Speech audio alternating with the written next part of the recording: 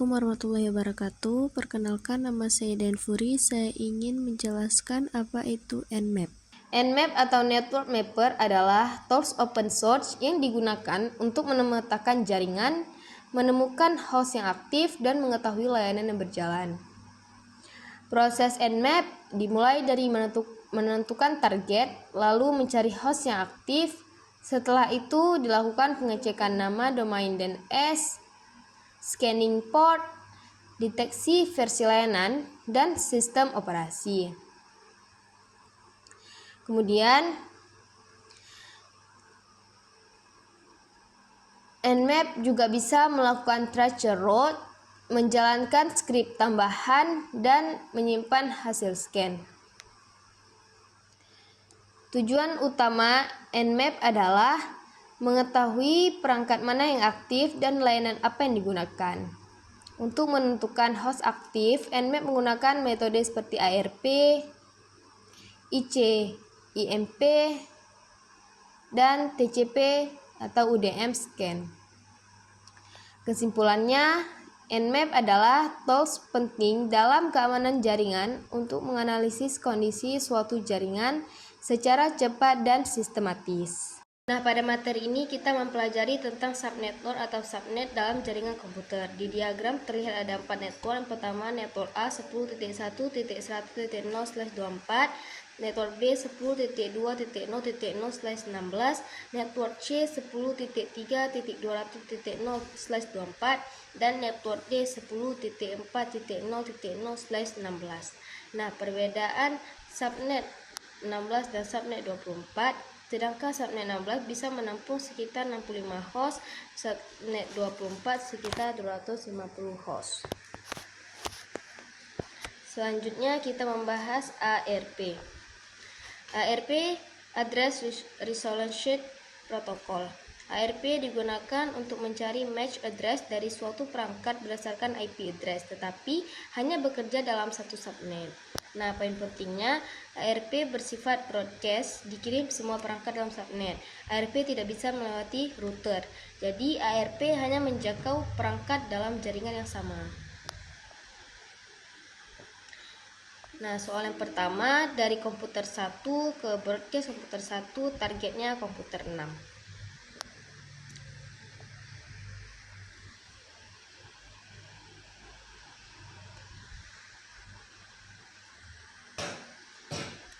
Nah, hasilnya 4 perangkat dalam subnet yang sama menerima ARP request. Kenapa? Karena komputer 6 berada di subnet yang berbeda.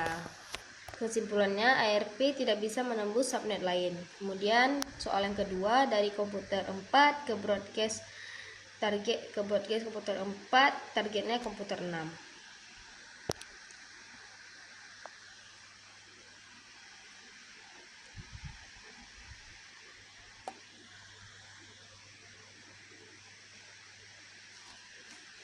Nah, hasilnya 4 perangkat menerima ARP request. Komputer 6 menerima dan membalas replay. Kenapa? Karena komputer 6 berada di subnet yang sama. Makanya itu ARP berhasil dan target merespon. Kemudian di task 3, di bagian ini kita akan mempelajari tentang cara menentukan target scanning di Nmap atau yang disebut enumerating target. Nah, sebelum kita mulai scanning, kita harus tahu dulu target mana yang mau kita scan. Yang pertama itu ada list, artinya kita langsung tulis beberapa IP atau domain sekaligus. Yang kedua yaitu ada range, ini digunakan kalau kita mau scan beberapa IP dalam satu rentang, misalnya 10.11.12 sampai 20. Yang ketiga kita bisa pakai subnet seperti 30 atau 29. Dengan cara ini kita bisa langsung scan satu jaringan kecil sekaligus tanpa harus tulis satu persatu. Nah, selain itu kita juga bisa ambil target dari file pakai perintah nmap-il. Ini berguna banget kalau targetnya banyak. Kemudian, kalau kita cuma mau lihat daftar target tanpa benar-benar scan, kita bisa pakai nmap-sl. Jadi Nmap juga menampilkan daftar IP yang akan di-scan. Kemudian yang soal pertama, kalau kita punya IP 10.10.12.13 subnet 29, kita punya 8 alamat IP. Yang pertama kita harus menyalakan attack box dulu di platform lab kamu. Kemudian setelah itu kita buka terminal.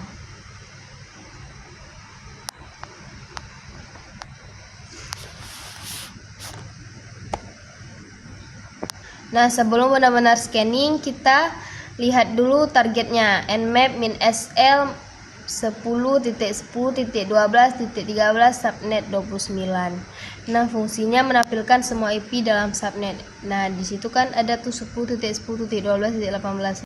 Nah, itulah IP yang kita jawab di nomor 1. Kemudian soal kedua,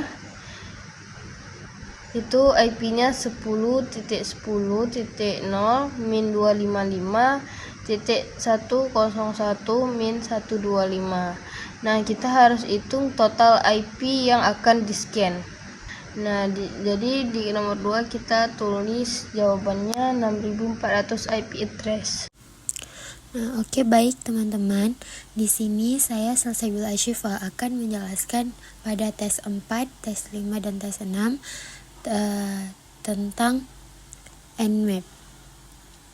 Nah, yang pertama kita akan membahas tentang Discovery Live Host. Kita akan belajar dasar-dasar bagaimana seorang security researcher atau hacker menemukan perangkat yang aktif di sebuah jaringan menggunakan Nmap. Sebelum kita menyerang, kita harus tahu dulu siapa saja yang di sana. Nah, di sini terlihat pada gambar itu ada link layer. Link layer kita punya ARP, ini adalah protokol pencari alamat fisik atau MAC address. Yang kedua ada network, itu ada ICMP, ini adalah protokol yang kita pakai saat melakukan ping. Kemudian ada lapisan transport, yaitu ada TCP dan UDP yang mengurusi pengiriman data antar aplikasi. Nah, kenapa ini penting? Karena untuk menemukan host yang aktif, kita bisa mengirim paket di berbagai lapisan ini. Kalau target merespon, berarti dia hidup. Nah, di sini ARP atau Address Resolution Protocol itu punya satu tugas. Dia mengirim teriakan atau broadcast ke seluruh jaringan yang bertanya siapa punya IP, tolong beritahu alamat MAC kamu. Sedangkan ICMP sering digunakan untuk ping dengan tipe paket echo request atau tipe 8. Kalau komputer target aktif dan tidak memblokir kita akan membalas dengan echo reply atau tipe 0.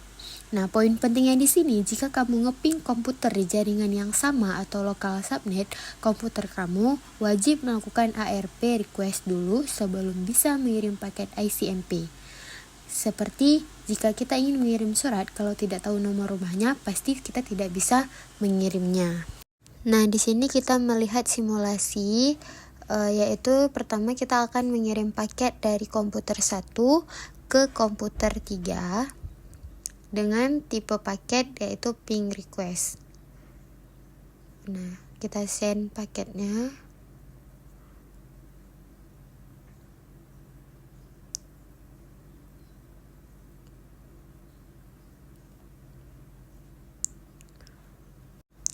Nah, dari simulasi di atas muncul beberapa pertanyaan, yaitu pertanyaan yang pertama, jenis paket apa yang dikirim komputer 1 sebelum ping?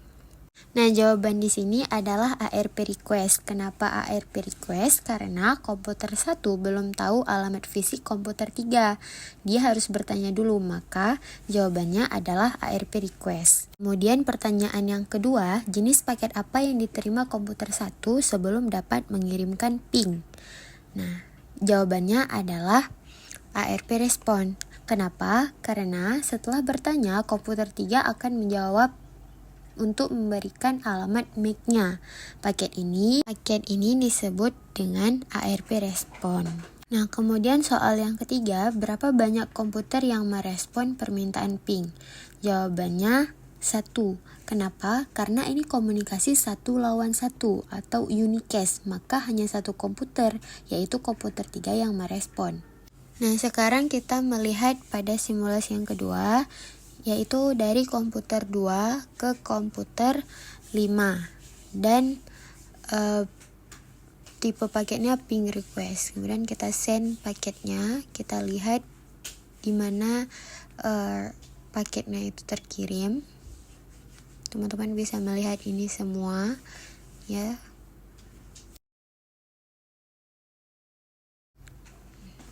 Oke, dari simulasi tadi kita muncul beberapa pertanyaan, yaitu pertanyaan yang pertama, apa nama perangkat pertama yang merespon permintaan ARP pertama?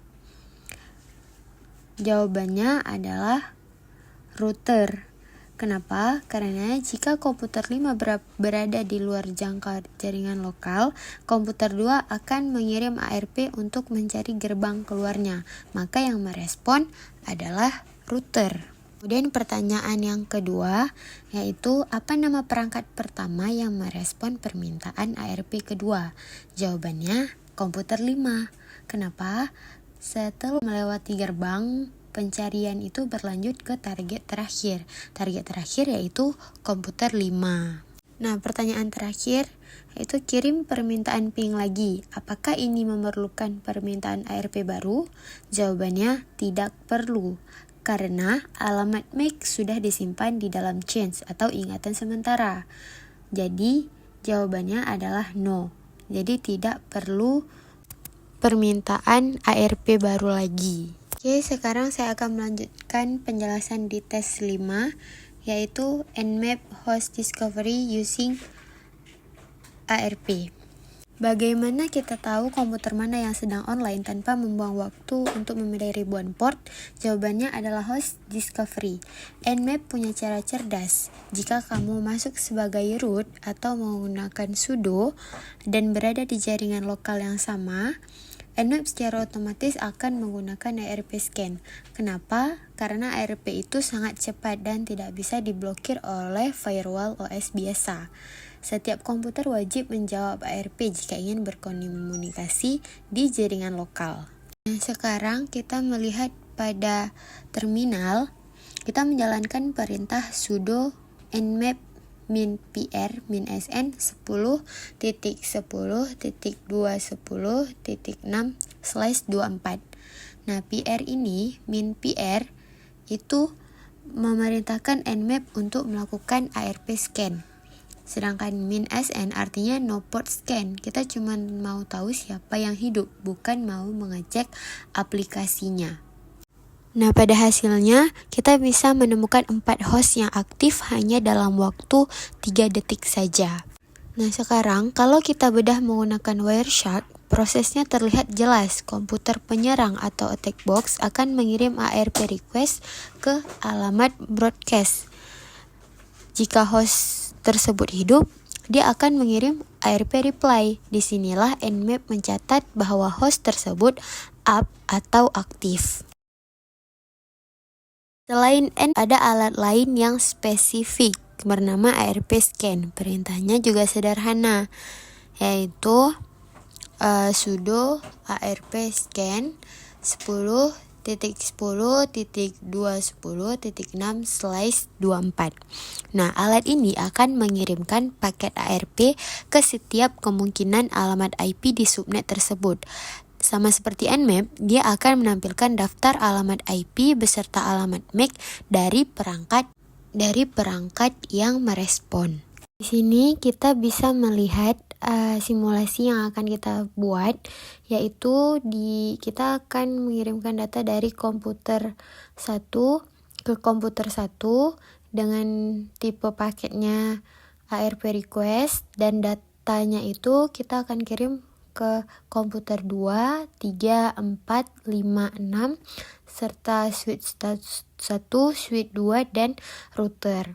Nah, kita akan mencoba ke semuanya ya teman-teman, ke komputer 3, kemudian kita akan coba ke komputer 4 komuter 5, komuter 6, suite 1, suite 2, dan router. Teman-teman bisa melihat sendiri bagaimana paket-paket tersebut terkirim ke setiap komputernya.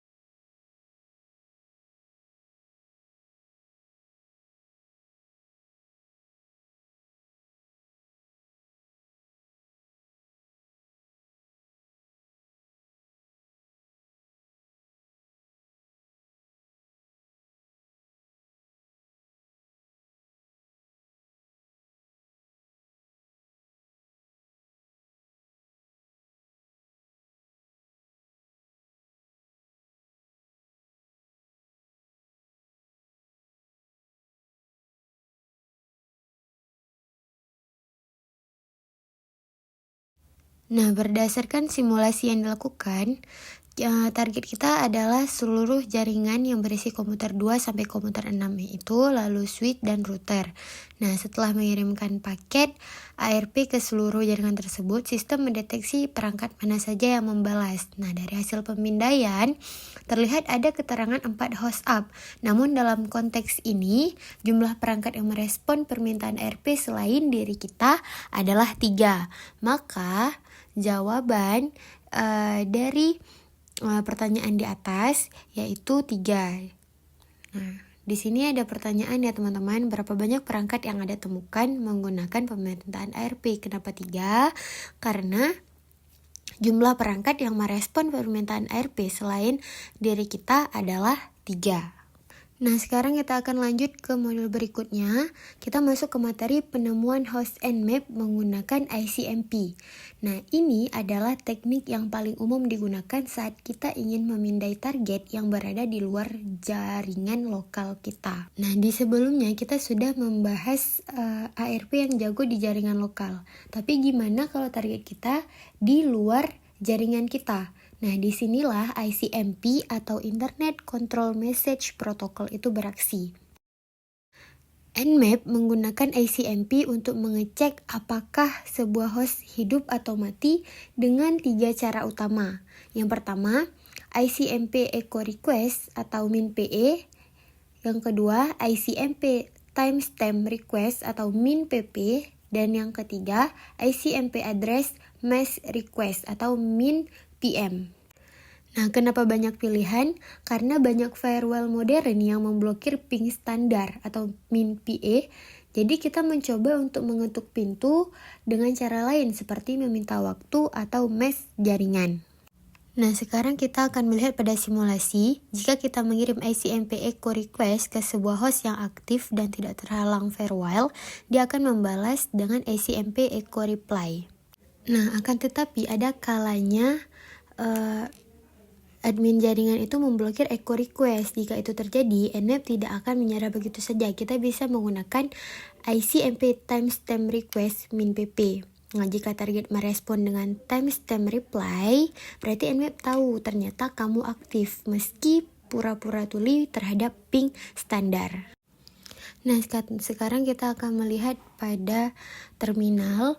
Di sini ada perintahnya sudo nmap min-pa min-sn 10.10.220/24. Nah, PE di sini memberitahu Nmap untuk gunakan ICMP request, sedangkan SN itu jangan memberitahu jangan pindai port, tapi cukup cari tahu siapa yang hidup.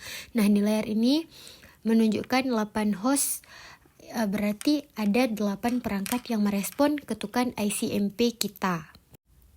Nah, jika kita intip lewat Wireshark, kita akan melihat tumpukan paket ICMP. Nah, setiap baris yang bisa kita lihat di sana adalah upaya Nmap menyapa setiap alamat IP dalam rentang slice 24. Alamat IP yang membalas akan ditandai sebagai host yang aktif oleh Nmap. Nah, sekarang kita akan menjawab beberapa pertanyaan yang ada di sini.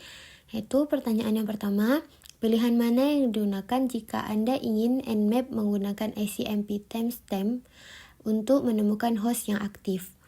Jawabannya adalah min pp. Karena sama seperti sebelumnya, untuk meminta stempel waktu atau timestamp, kita menggunakan opsi P dan diikuti oleh P lagi. Maka jawabannya min pp.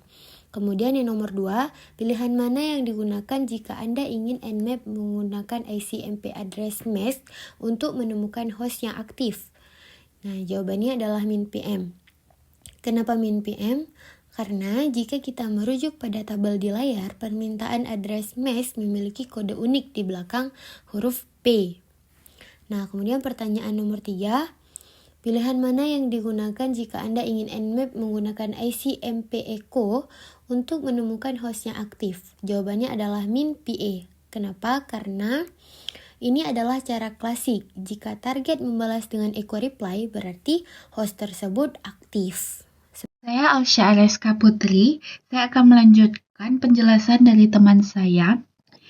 Di sini saya akan menjelaskan tes ke-7, di mana kita akan membedah bagaimana Nmap menggunakan protokol TCP dan UDP untuk melakukan host discovery atau mendeteksi apakah sebuah target sedang menyala. Kita mulai dari yang pertama, yaitu TCP SYN ping. Idenya sederhana, Nmap mengirimkan paket dengan flag SYN ke sebuah port secara default. Nmap menggunakan port 80. Jika port target terbuka, dia akan membalas dengan SYN atau ACK. Jika tertutup, balasannya adalah RST atau reset. Apapun balasannya selama ada respon, itu artinya target dalam keadaan online atau hidup. Nah, menggunakan teknik ini, kita bisa memakai opsi min PS. Ini min PS diikuti nomor portnya. Ini contohnya. Satu hal penting di sini, jika kalian menjalankan sebagai user biasa, Nmap terpaksa harus menyelesaikan koneksi three-way handshake.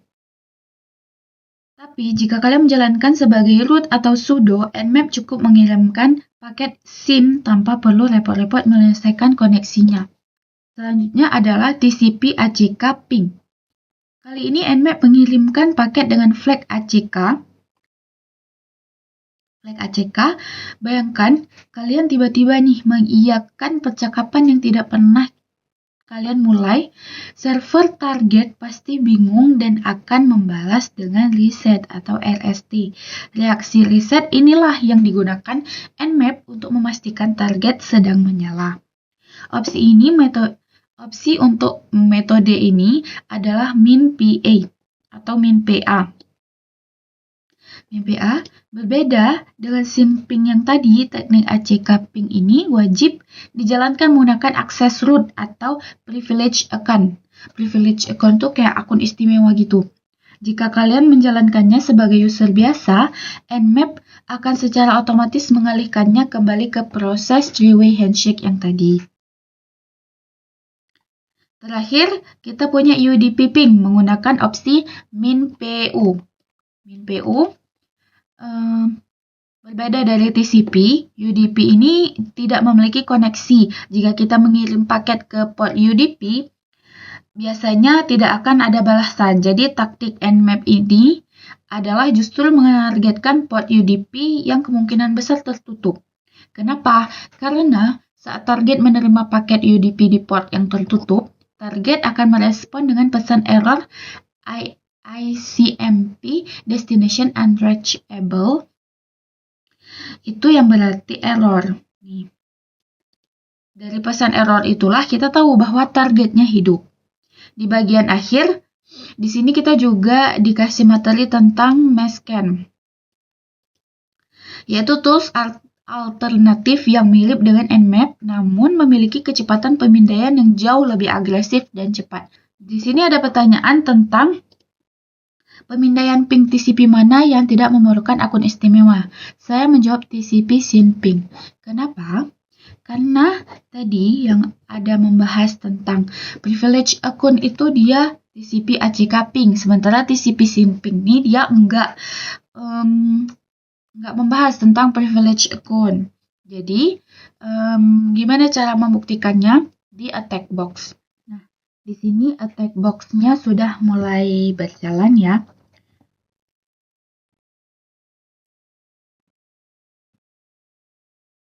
Kita buka di terminalnya. Pemindaian ping TCP mana yang tidak memerlukan akun istimewa? Sebenarnya tanpa kita uji pun, kita sudah menemukan jawabannya karena ada penjelasan bahwa TCP ACK ping yang membutuhkan privilege account atau akun istimewa, sementara TCP tidak disebutkan. Di sini kita langsung aja download dulu mescan-nya.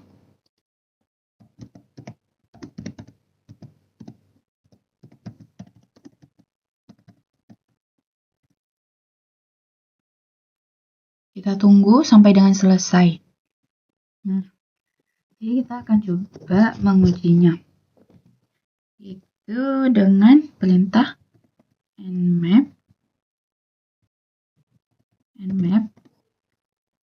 min ps min fn, kemudian IP-nya.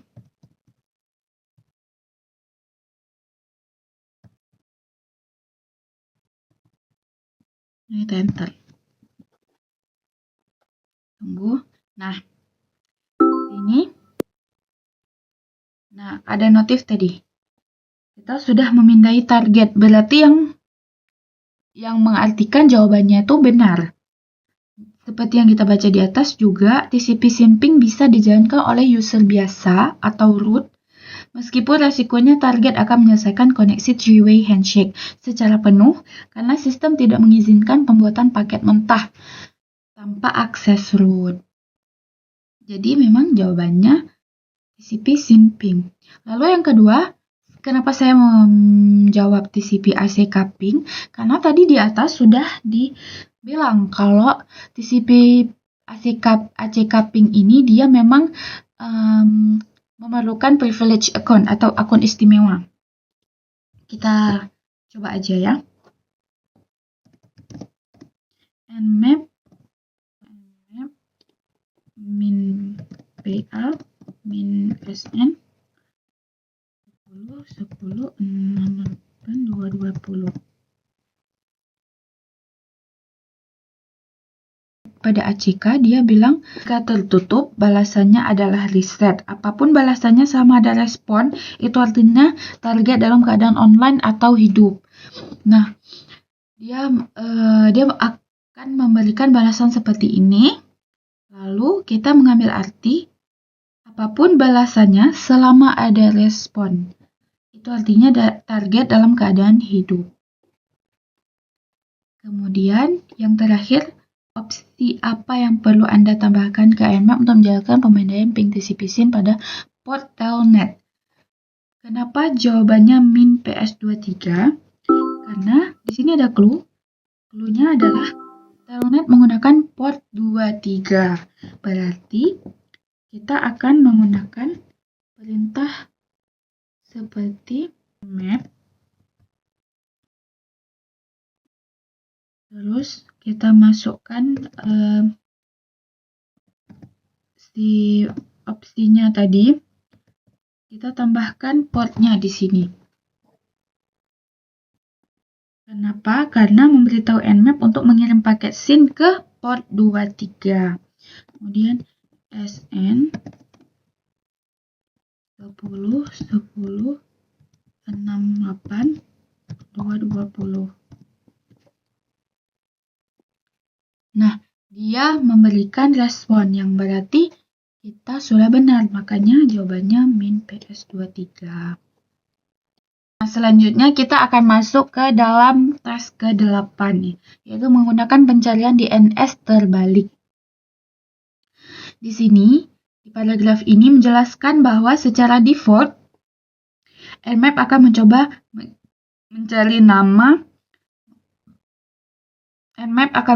mencari nama host melalui DNS, karena nama tersebut seringkali memberikan informasi penting mengenai fungsi sebuah perangkat. Namun ada konsekuensinya.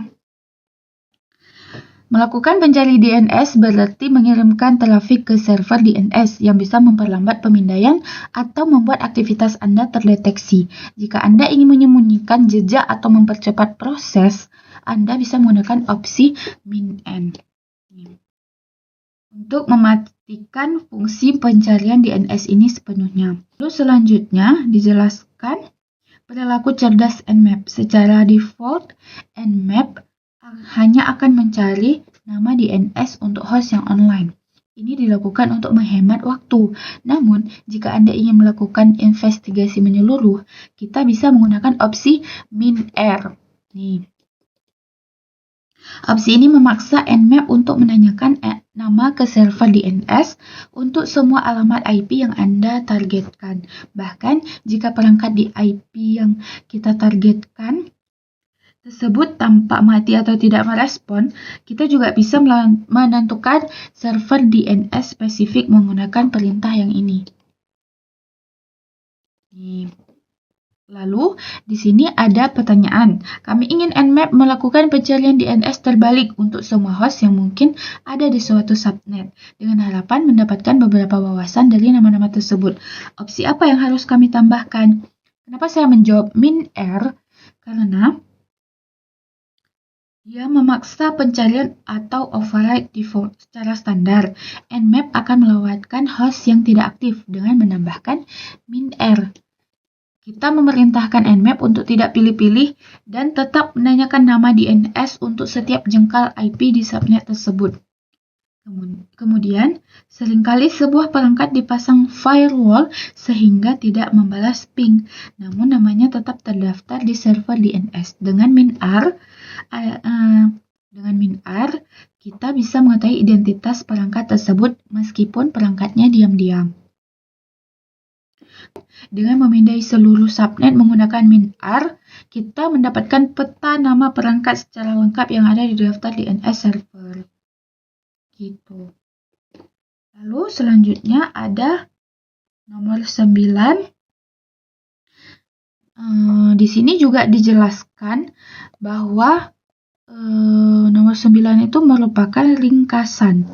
Ringkasan yang berarti dia bentuk rangkuman semua tas-tas di atas. Di sini kita dikasih rangkuman ya, jenis pemindaian mulai dari ARP ini sebenarnya bahasa Inggris. ARP scan, ICMP echo scan sampai UDP ping scan. Sama ada dia memberikan contoh-contoh komennya. Kemudian di sini juga ada kayak pengingat untuk kita. Ingat untuk menambahkan opsi ini min-sn jika Anda hanya tertarik pada penemuan host tanpa pemindaian port. Jika opsi ini dihilangkan, min-sn Nmap akan secara otomatis memindai aktif untuk mencari port. Nah, di sini ada pilihan dan tujuannya. Kalau min-n untuk DNS lookup, min-r untuk apa, sn untuk penemuan host aja gitu. Kemudian di bawah ini ada, pastikan Anda telah mencatat semua Nmap yang dijelaskan di ruang ini. Untuk melanjutkan pelajaran dengan Nmap, silakan bergabung dengan ruang Nmap. Jadi setelah kita selesaikan semua ini, kita dianjurkan atau disarankan untuk masuk ke ruangan ini, ke room ini, untuk menjawab tes-tes yang lain. Dan di sini juga dia nggak perlu jawaban. Jadi kita udah langsung boleh, di sini ada pilihan correct atau answer. Jadi pilih aja yang ada di sini karena dia nggak perlu jawaban. Ini tas ini dia sekedar informasi aja.